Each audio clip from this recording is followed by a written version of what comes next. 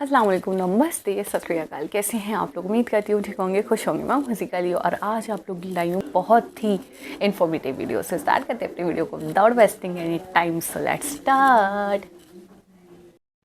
Okay guys, तो video का title है Diljit Dosanjh meter with PM Modi 2025 first biggest biggest collab. So start करते हैं। सत श्री अकाल जी। सत श्री अकाल।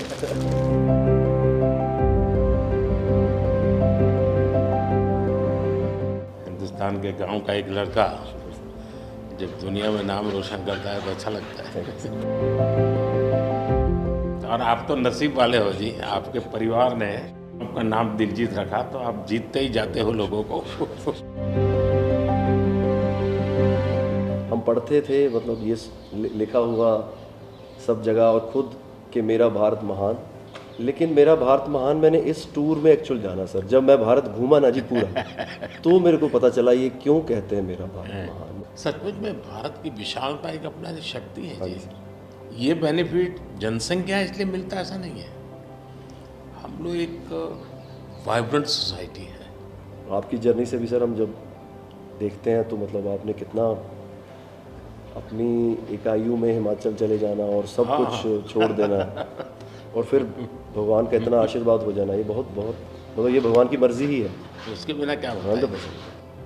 हमारे देश में हर इंसान पौधे में भी परमात्मा देखता है। 100% देखते हैं, मतलब हम वेस्टेज नहीं करते हैं। हाँ, थ्रो अवे कल्चर वाले लोग नहीं है। रिसाइकल रीयूज अभी दुनिया में नाम आया है, हमारे तो ब्लड में है। हाँ जी। दुनिया को इसका पता नहीं है जी। कभी आप अपने कार्यक्रमों के द्वारा ये जरूर कर सकते हैं जी कि भारत के लोग पर्यावरण की रक्षा कैसे करते हैं। अब जैसे मैंने अब ये कार्यक्रम चलाया, एक पेड़ माँ के नाम, अपनी माँ को याद करते हुए, माँ जिंदा है तो माँ को साथ ले जाओ और पेड़ लगाओ। माँ की जीवन स्मृति बन जाएगी वो। और माँ जिंदा नहीं है तो फोटो लेकर के जाओ, लेकिन माँ को कहो माँ तुम्हारे लिए पेड़ है। तो अपनी माँ जिसने हमें जन्म दिया और ये धरती माता जो जीवन देती है, दोनों को हम एक प्रकार से आज करोड़ों लोग ये काम कर रहे हैं। हाँ। भारत में सबसे बड़ा अगर कोई जादू जिसको कह लो तो वो योग है। और जिसने योगा को अनुभव किया है वो उसकी ताकत जानता है। हाँ जी सर। आपको ये बाहर जाते हैं तो अनुभव क्या आता है?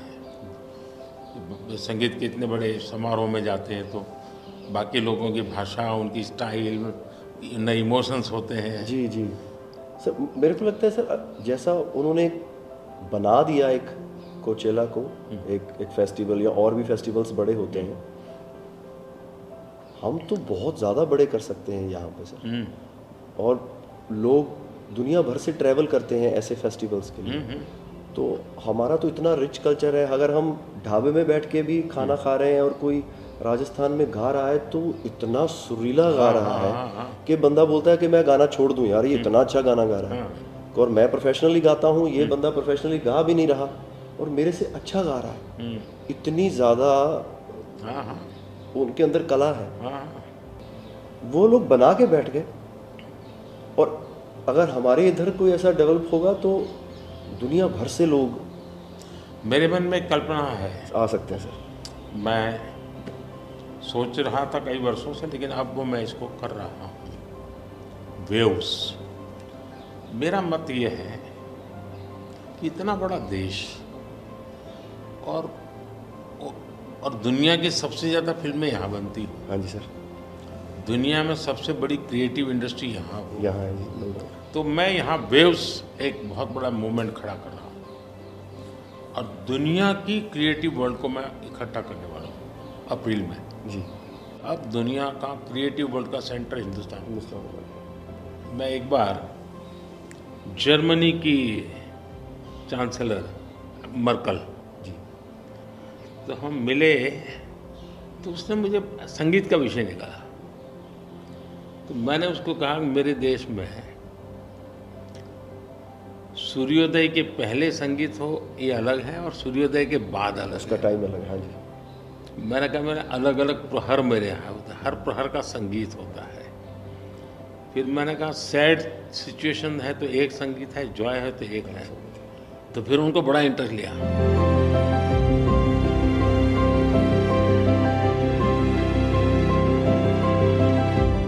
मैं सचमुच में साहबजादों का जो बलिदान है, जी सर। लेकिन सिख परंपरा ने उसको जिस प्रकार से निभाया है, जी अद्भुत है। मैं तो पंजाब में रहा हूँ तो मुझे मालूम है, माता गुजरी और 7 दिन तक लोग सोते नहीं और घर, सच्ची नीचे सच्ची सोते ज़मीन हैं। पे सोते हैं जी। हाँ जी हाँ जी। मुझे खुद को बड़ा इमोशनल अपील करता था। हाँ जी हाँ जी।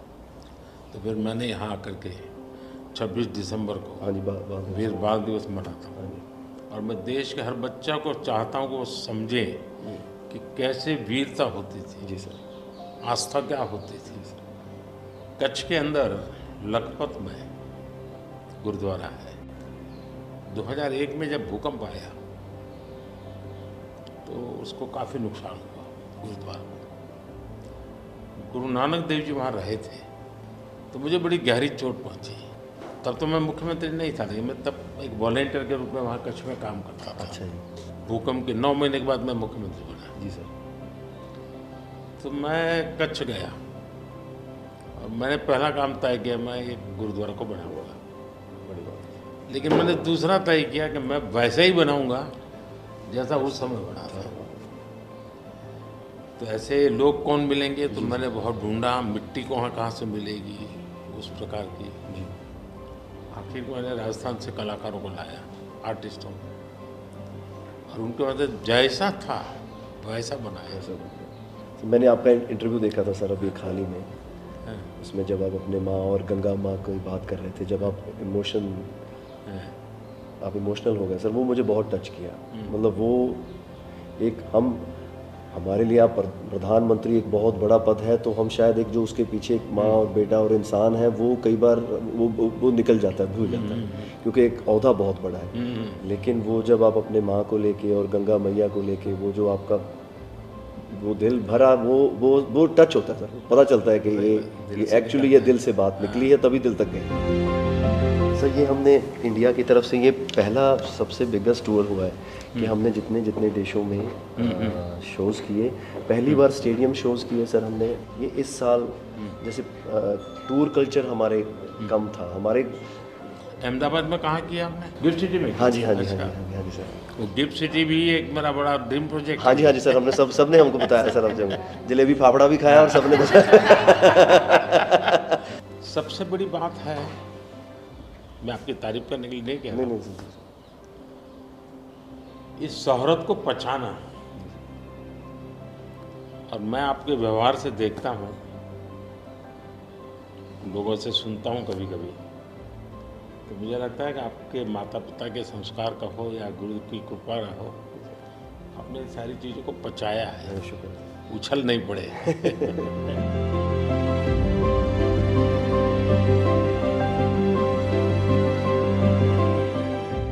ਉਹ ਕਹਿੰਦੇ ਕਿੱਥੇ ਹੈ ਤੇਰਾ ਰੱਬ ਦਿਸਦਾ ਹੀ ਨਹੀਂ, ਮੈਂ ਕਿਹਾ ਅੱਖਾਂ ਬੰਦ ਕਰ ਧਿਆਨ ਧਰ ਮਹਿਸੂਸ ਕਰ, ਇਹ ਮਸਲਾ ਬਾਹਰ ਦੀ ਅੱਖ ਦਾ ਨਹੀਂ ਅੰਦਰ ਦਾ ਹੈ, ਮੈਂ ਕਿਹਾ ਅੱਖਾਂ ਬੰਦ ਕਰ ਧਿਆਨ ਧਰ ਮਹਿਸੂਸ ਕਰ, गुरु नानक ता अंग संग है, तू ही बस गैर हाजिर है, गुरु नानक गुरु नानक गुरु नानक। सबसे पहले तो कहना चाहूँगी there is no doubt he has a melodious voice, बहुत आला, मतलब एंडिंग बड़ी कमाल की थी। अच्छा, आजकल मैं देख रही हूँ कि मोदी जी की इम्प्रेशंस बहुत ज़्यादा कलाकारों से, आर्टिस्ट, ठीक है, इनसे ज़्यादा देखने को मिल रही है, और ये भी मुझे लगता है शायद एक ज़रिया है चीज़ों को बहुत ज़्यादा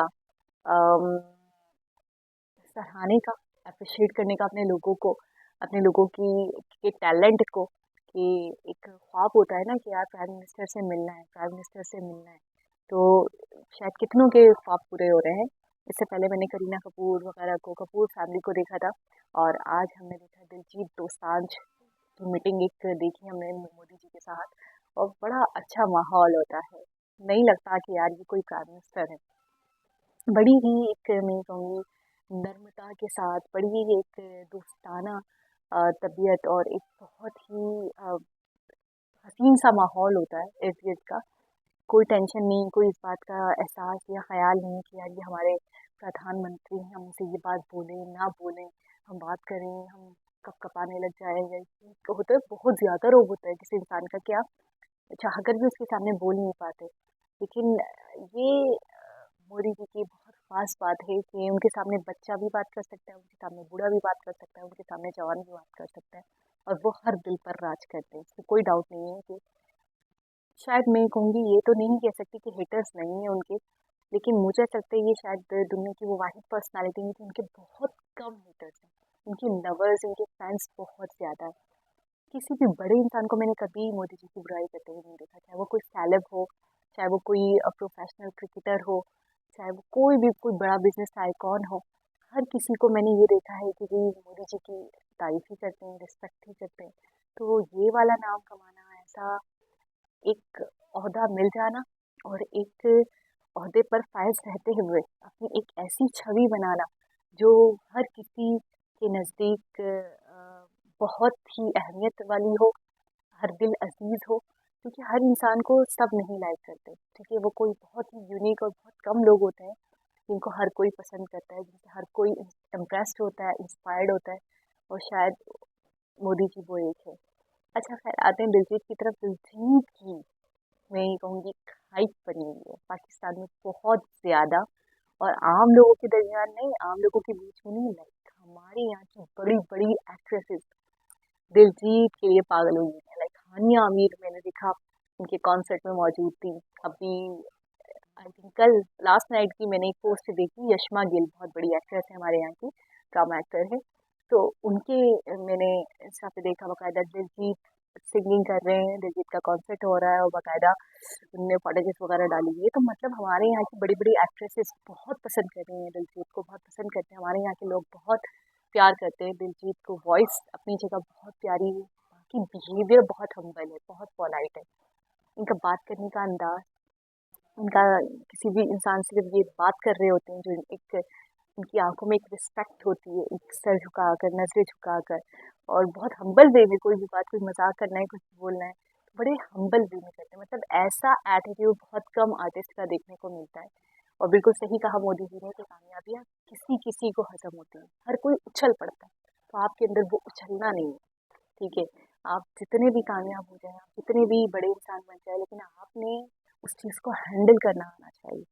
तो मोदी जी बहुत बड़े बड़े लेसन्स भी दे देते हैं, और बिल्कुल बात करने का अंदाज जो है मोदी जी का हर इंसान से वखरा है। मैं ये कहूँगी कि बड़े से बड़ा शख्स भी आ जाए ना मोदी जी के सामने, लेकिन एक बातों में या एक बोलने का वे ऑफ टॉकिंग जो है, वो मोदी जी के अंदाज को कोई बीट नहीं कर सकता। ये तो मैं 100% गारंटी के साथ बोल सकती हूँ, मेरी गारंटी है। तो बहुत अच्छा लगता है ऐसी वीडियोस को देखकर, ऐसे इंट्रैक्शंस को देखकर। अच्छा, मैंने पिछले दिनों एक वीडियो देखी थी जिसमें मैंने देखा कि दिलजीत ने पूरे इंडिया का दौरा करा है, कश्मीर भी गए हैं, और डिफरेंट डिफरेंट प्लेसेस पर गए हैं। तो उसी चीज़ का जिक्र कर रहे थे इस वीडियो में भी कि भाई मैं जब घूमा हूँ इंडिया, जब मैंने इंडिया को देखा है, जब मैंने भारत को देखा है, तो मुझे पता चला कि मेरा भारत वाकई बहुत महान है। तरीके की तहजीब, रंगारंग कल्चर है, बड़ा वाइब्रेंट, बड़ा रिच कल्चर है।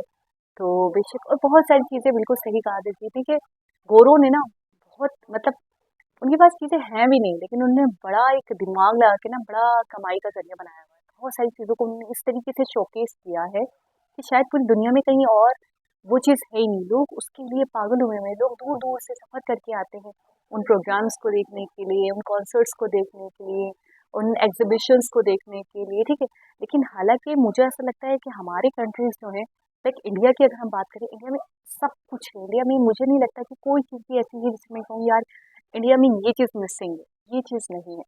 तो बहुत सारी चीज़ें ऐसी हैं जिनको उस तरीके से एक्सप्लोर नहीं किया गया, और उसे करने की ज़रूरत है। तो एक बहुत ही इन्फॉर्मेटिव वीडियो भी थी और बहुत अच्छा लगा। मोदी जी की तो हर वीडियो मेरी फेवरेट वीडियो होती है, तो ये मेरी फेवरेट वीडियो थी। दोबारा किसी और वीडियो के साथ आपसे मुलाकात होगी, तब तक अपना बहुत सारा ख्याल रखें।